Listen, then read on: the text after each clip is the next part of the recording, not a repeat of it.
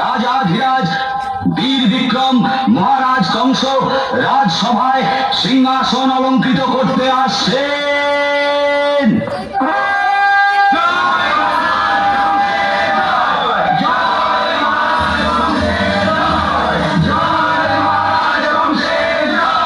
মহারাজ আসন গ্রহণ করুন।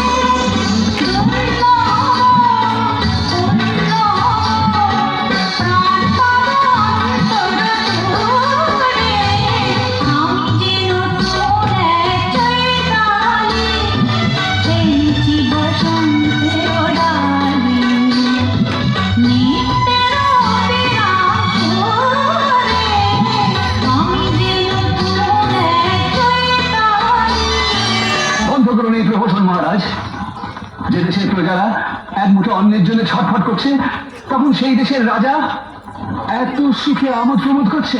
বাহ বাহ রে রাজা, চমৎকার। এই কে আছিস? একে দরকার চাবুক মারতে মারতে কারাগারে নিক্ষেপ কর। না মহারাজ, এ অন্যায়। সভাসদ শ্রীনন্দ আমাদের সকলের মনের কথাই সাহসের সঙ্গে বলেছে। মহারাজ কংস আর দামানলের সৃষ্টি করবেন না। মহারাজ, সমস্ত রাজ্যে আগুন জ্বলে উঠেছে। এই জ্বলন্ত চিতা দুটোকে অন্ধকার কারাগারে নিয়ে গিয়ে নিভে যাওয়া মশালের জায়গায় মশাল করে দাও। এটা নাকি বিদ্রোহের আগুন। তাহলে ওদের বিদ্রোহের আগুন দিয়ে অন্ধকার কারাগার আলোকিত হয়ে উঠুক।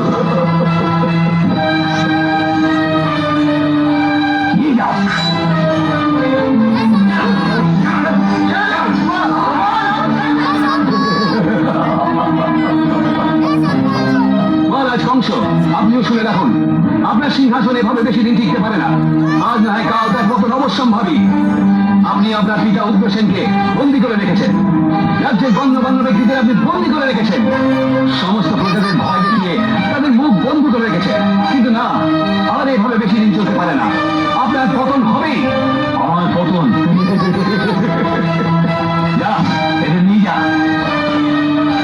মহারাজ কংস, আপনার কারাগারে এতটা জায়গা নেই যেখানে আমাদের সবাইকে বন্দী করে রাখতে পারেন। কারাগারে নিয়ে গিয়ে এমন শাস্তি এনে তিনি যারা এরা বুঝতে পারে মহারাজ কংসই হচ্ছে পৃথিবীর একমাত্র ঈশ্বর। বিনাশকালে মানুষের বুদ্ধি নাশ হয়, আপনারও তাই হয়েছে। বুদ্ধি নাশ আমার?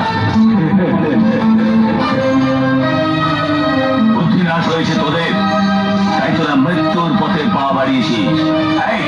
সবাই শুনে না, এই মহারাজ কংসের বিরুদ্ধাচরণের অর্থই হচ্ছে মৃত্যু।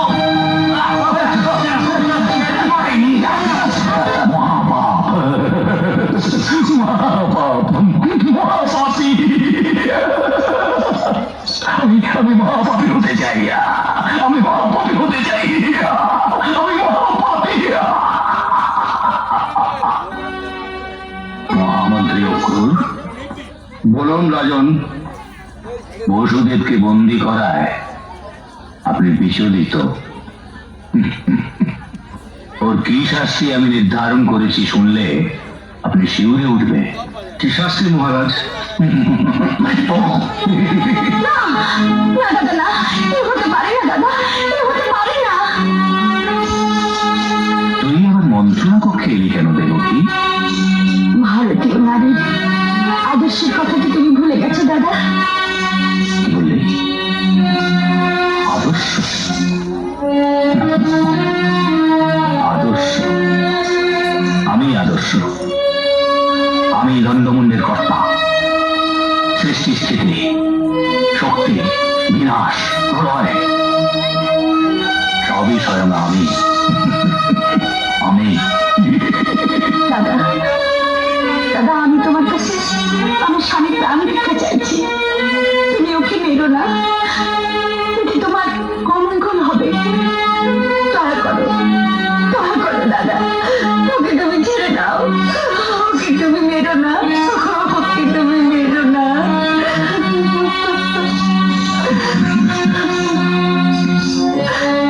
কেন? তুই জ্যোতিষ শ্রীরত্নের ভবিষ্যৎবাণী শুনিসনি? বোন হয়ে ভাইয়ের মৃত্যু চাস? না,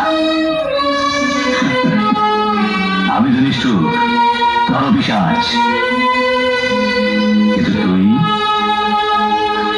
তুই তো মমতাময়ী, বিগলিত করুণা, জাহ্নবী যমুনা। স্বার্থপর, ভাইয়ের মৃত্যু চাস? যা, এই মুহূর্তে বৈভবের আয়োজন কর। হায় ভগবান, আমাকে তুমি বলে দাও ঠাকুর, এখন আমি কি করবো? আমি এখন কি করবো? সাবধান দেবকী। ভগবান? কে ভগবান? আমি স্বয়ং ভগবান, আমি স্বয়ং যম। হ্যাঁ, রেহাই দিতে পারি, তবে তবে তবে কি দাদা? এখন থেকে তোর গর্ভে যে সন্তান আসবে তাকে শুধু আমার চাই। এই কে আছিস? এখানে আমার পরম আদরের ভগ্নিপতি শ্রী শ্রী বসুদেব তার পত্নী বিরহে কাতর হয়ে উঠেছে, সেখানে নিয়ে যা। যা, নিয়ে যা। না দাদা, তোমার আত্মহত্যা করো না, এতে তোমার অমঙ্গল হবে। দয়া করো দাদা, দয়া করো। মহারাজ, আপনার সিদ্ধান্ত কি পরিবর্তন করা যায় না? আরেকটা কথা শুনে রাখুন, এখন থেকে এই রাজ্যে যত শিশু জন্মগ্রহণ করবে তাদের ওই পাথরের আসলে মারতে হবে, অথবা জ্বলন্ত অগ্নিতে নিক্ষেপ করে হত্যা করতে হবে।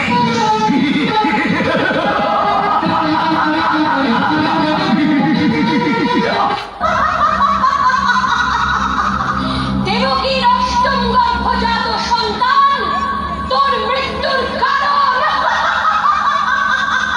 না না, আমি শেষ করব, আমি শেষ করবই। চল চল আমার সঙ্গে। কোনো চিন্তা করো না, ভগবান বিষ্ণু স্বয়ং যদুকুলে আসবেন এবং কংসের বিনাশ হবে।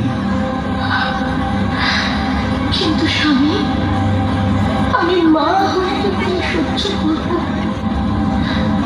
গর্ভে সন্তান ধারণের পর তিন তিন করে তাকে গর্ভের মধ্যে বড় করে আর পৃথিবীর আলো দেখার সাথে সাথে ওর মৃত্যু। দেবকী, দেবকী, ভগবানের লীলা বোঝা ভার, কারণ আমরা সবাই তার ইচ্ছাতে চলি। সুতরাং আমরা তার ইচ্ছা ছাড়া কিছুই করতে পারি না।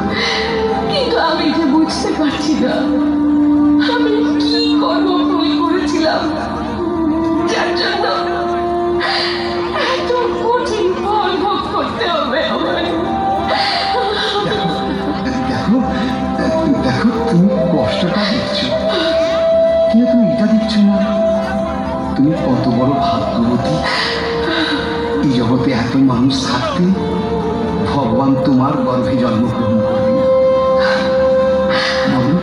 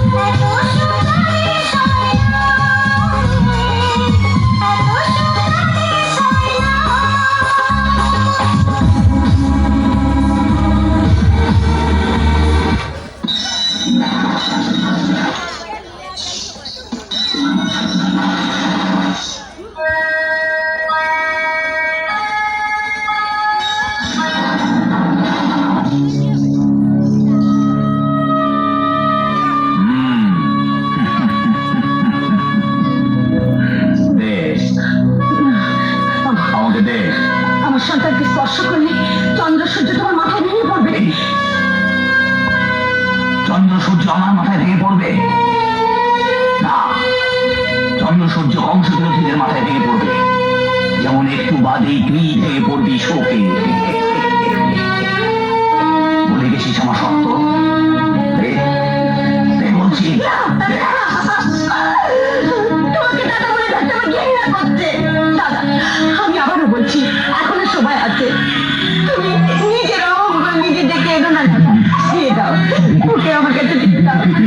দিয়ে দাও দাদা, দিয়ে দাও। কংস, কংস তুমি একটা পিশাচ।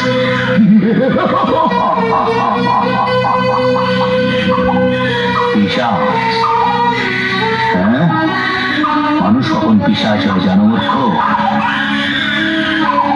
যখন তার সম্ভ্রম অস্তিত্ব বিপন্ন হওয়ার সংকেত পায়। পৌরুষহীন মানুষ ঘরের কোণে বসে কাঁদে। আমি তো পুরুষ, আমি তো পুরুষ কংস। তাই তাই আমি আমার মৃত্যুর কারণকে, আমার মৃত্যুর হাত থেকে বাঁচতে অষ্টম গল্পের ভাগ্নে আমার মৃত্যুর কারণ।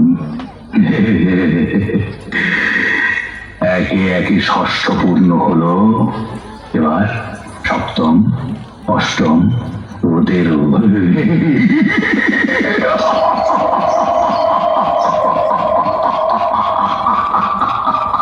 প্রভু, সপ্তম গর্ভের সন্তানকে কি রক্ষা করা যায় না প্রভু? দেবকী, সত্য আর নিষ্ঠার পথে যারা চলে, ঈশ্বর তাদের পরীক্ষা করেন। ঈশ্বরের প্রতি বিশ্বাস আমার ভেঙে তছনছ হয়ে গেছে। পৃথিবীতে এমন কোন মা আছে যার চোখের সামনে তার একের পর এক সন্তানকে হত্যা করবে, একের পর এক সন্তানদের থেতলে যাওয়া মাংসপিণ্ড আর তরতাজা রক্ত আমি দেখতে পাচ্ছি না। আমি পারছি না সহ্য করতে। মা, রাজি রাজি, তুমি আমার মৃত্যু দাও, আমার মৃত্যু দাও মা, আমার মৃত্যু দাও, আমার মৃত্যু দাও, আমার মৃত্যু দাও। দেবকী, মা, মা গো।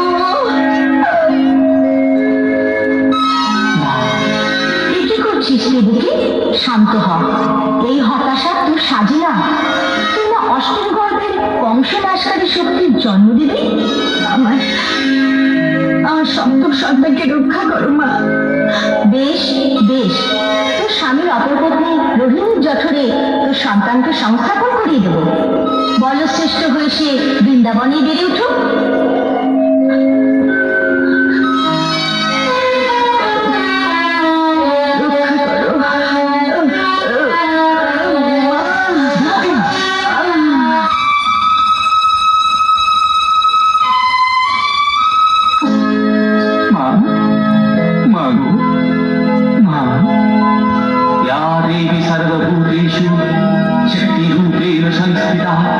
नमस्तस्यै नमस्तस्यै नमस्तस्यै नमो नमः।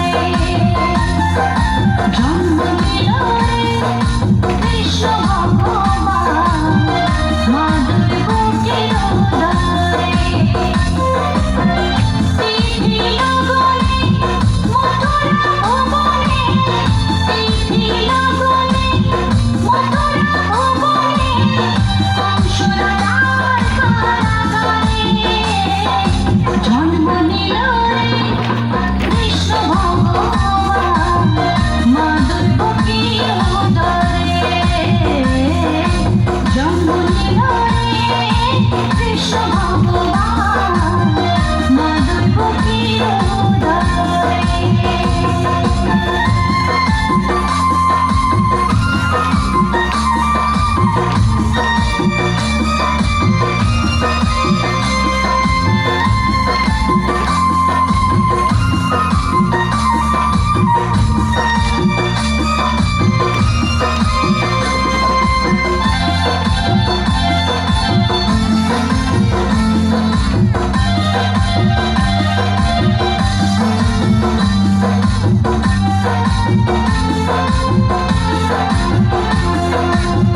সত্য যুগে নারায়ণ ত্রেতা যুগে রাম দাপরে জন্ম নিল কৃষ্ণ ভগবান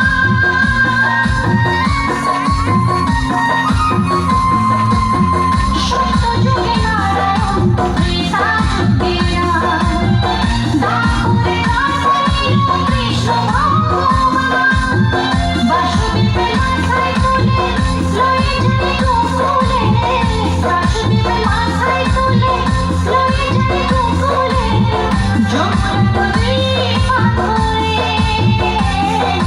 জন্ম নিল কৃষ্ণ ভগবান মাধব ফকির উদয়ে জন্ম নিল কৃষ্ণ ভগবান মাধব ফকির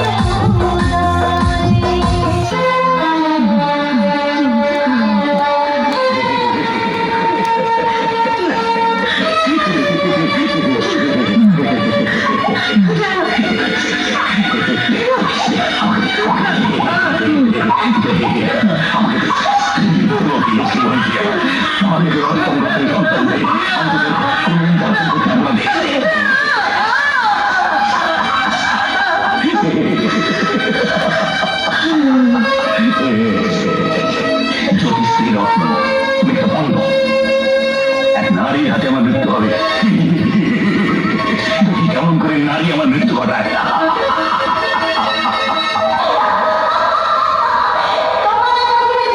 গোকুলে বাড়িছে সে তোমার মন্দিরে গোকুলে বাড়িছে কংস ভয় খাইতে যায় না। তুমিও শুনে রাখো, তুমি এই কও। এখন তুমি গোকুলের কেউ আর নিস্তার পাবে না।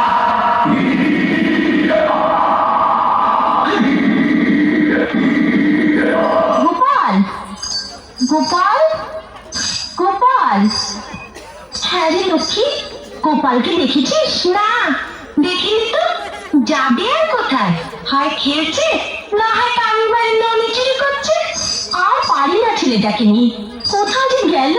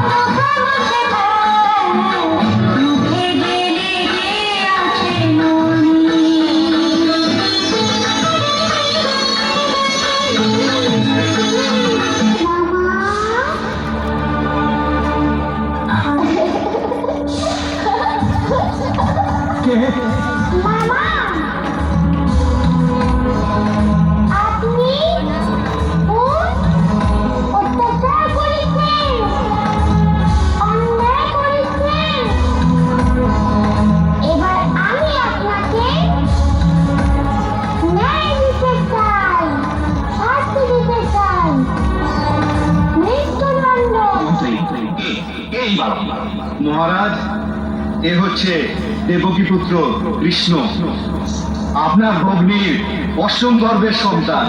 অষ্টম গর্ভ, দেবকীর অষ্টম গর্ভজাত সন্তান